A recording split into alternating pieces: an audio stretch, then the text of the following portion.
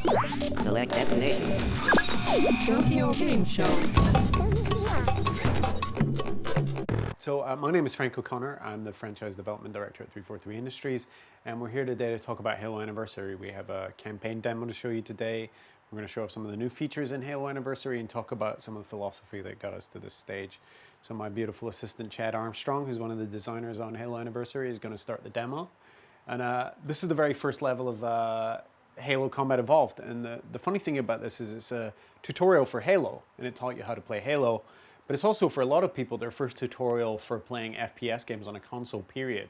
For a lot of people, this was the first time they ever picked up a controller with 2 analog sticks and had to learn or relearn the kind of look strafe techniques that they were used to with a mouse and keyboard.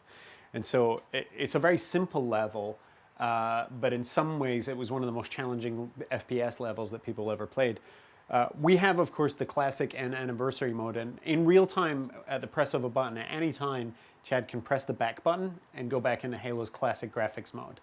So we have 2 engines running simultaneously. One is the original Halo physics, AI, gameplay, and animation engine, and we also have this other next-gen 360 graphics layer running on the top, and both engines run simultaneously. That does a couple of things. It lets us do the very cool, very fun anniversary mode, and the sort of nostalgic switch back to classic mode.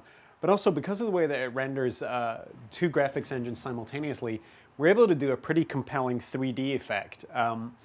The 3D in Halo Anniversary will support both types of technology, both passive and active. Here we're using an LG passive TV, which is great for demos like this because you don't need, 4 or 5 pairs of $150 graphics. And it actually has a really wide viewing angle, which is great for me doing demos. But Chad can switch to 3D at any time. Goes to the video menu, selects 3D mode.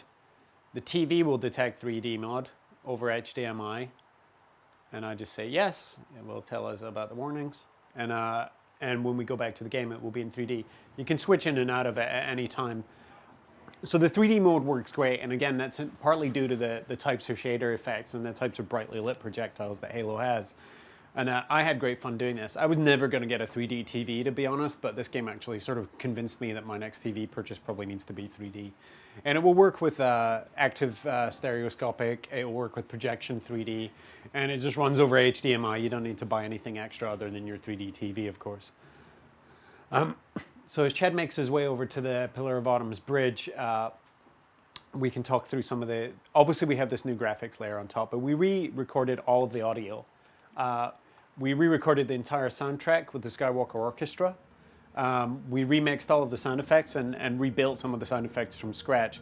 So we have a much richer, more dynamic 5.1 mix, which is great for sort of nostalgia, but also great for people who've really seriously upgraded their audio since the original Xbox came out.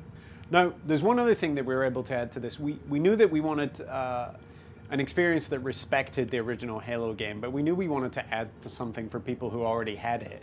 So we've added some story, and if Chad looks around on the bridge here, you're gonna notice something. If he switches back to classic mode, all of these human computer terminals look perfectly normal, but when he goes into Anniversary, there's something wrong with one of them, and it's this one over here. So we've hidden terminals throughout the game, and this is the first one that you ever encounter in the game. And we like showing this on the Pillar of Autumn because it shows you the context in which you find it, and that adds something to the story, and that's going to be true on every level where you find a terminal. So if Chad goes and activates this one. Proximity to Installation 04 is forbidden. Your continued presence will result in most unpleasant combinations. I must insist that you immediately change course and return to a minimum safe distance of 1 light year. This has served as your one and final warning. I have activated defensive systems, and you now have 30 seconds to return to the minimum safe distance of... Wait. Curious.